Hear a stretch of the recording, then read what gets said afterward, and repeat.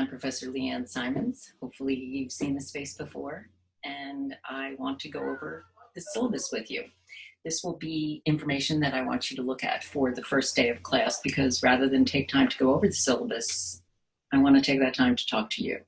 So without further ado, let me share my screen.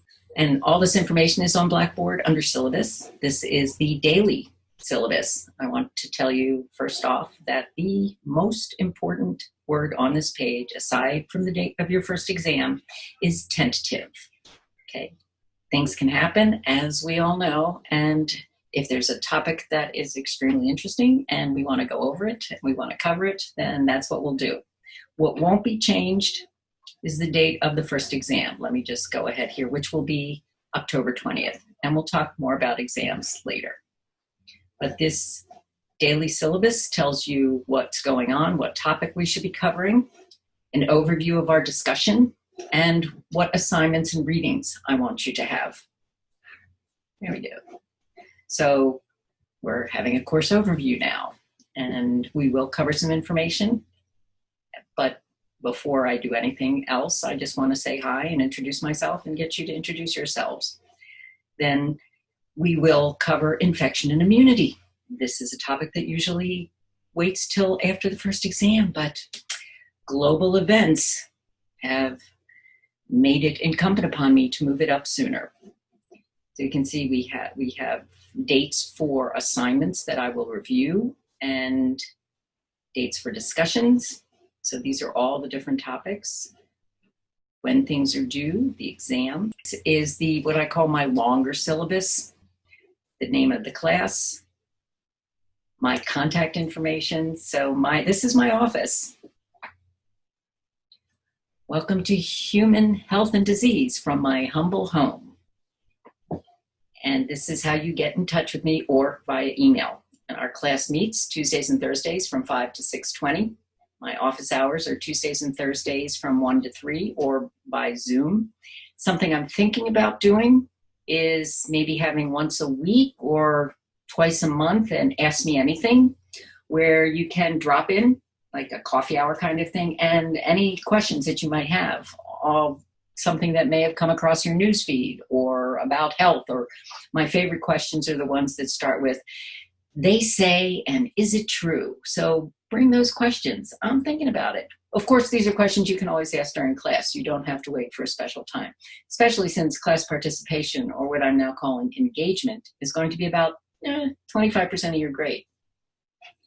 This is a summary of our class. There are no prerequisites, but it is a science course, and it will be completely online. We'll be using Blackboard and Zoom. There is no textbook for this class, but what I do have are modules on Blackboard, which we'll look at shortly, that are divided into read, watch, and listen. And in each of these sections, and you will be able to, when you go back and look at the daily syllabus, see what I'm asking you to do on those days, and you'll see it in the folders that we'll look at shortly on Blackboard. I'm going to wait till class to go over pet peeves, because I should have an idea of what your pet peeves are.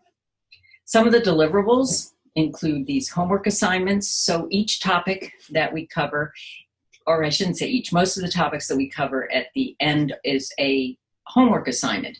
You have 4 of these assignments to do throughout the semester. Each of them is worth 5% of your final course grade. And I'll show you these. 2 of them everybody has to do, the family tree and the eating disorder collage, right? So you get to pick which other topics you want to do the assignments for. And the ones that you get to choose are due 1 week after we finish the topic, but the ones that everybody's required to do will be covered during class. And I will give you specific dates for that. We will also have current events. I'll show you where I want you to sign up. You should sign up for 2 current events.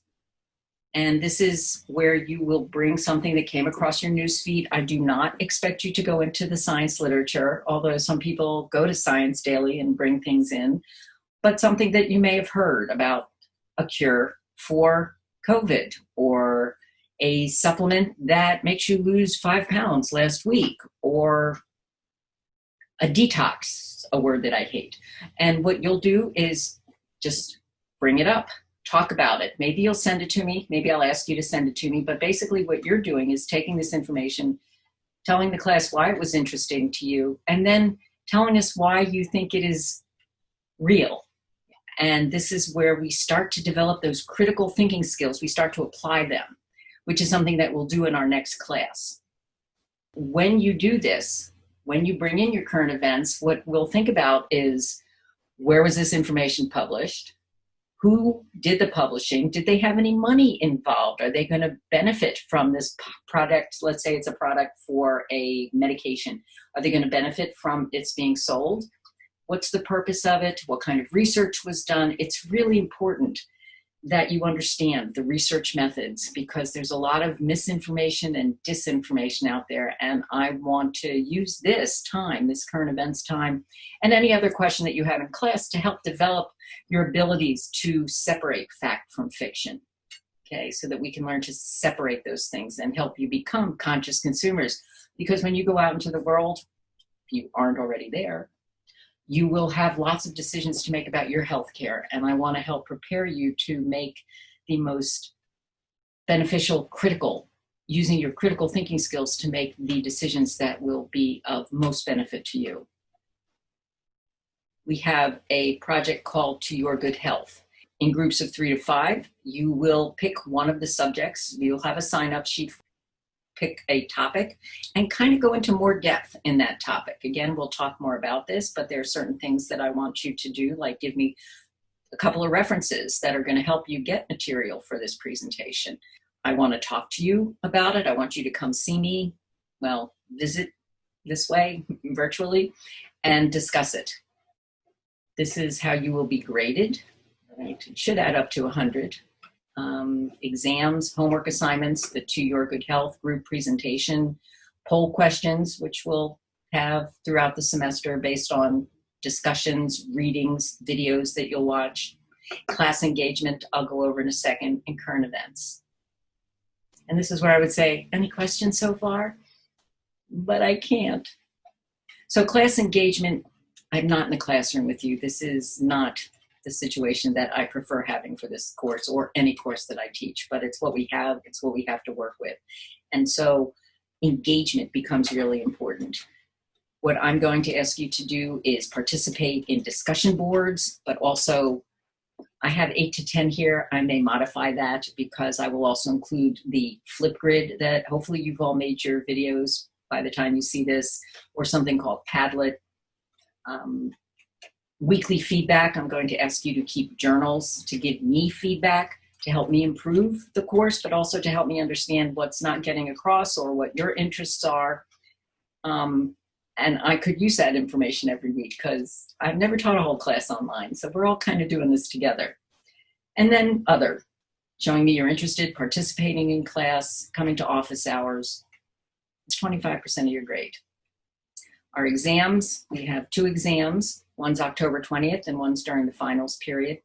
Now, if you miss an exam, you will be given an oral makeup exam. We'll set up an appointment, we'll set up a time and we'll get together and I will ask you questions.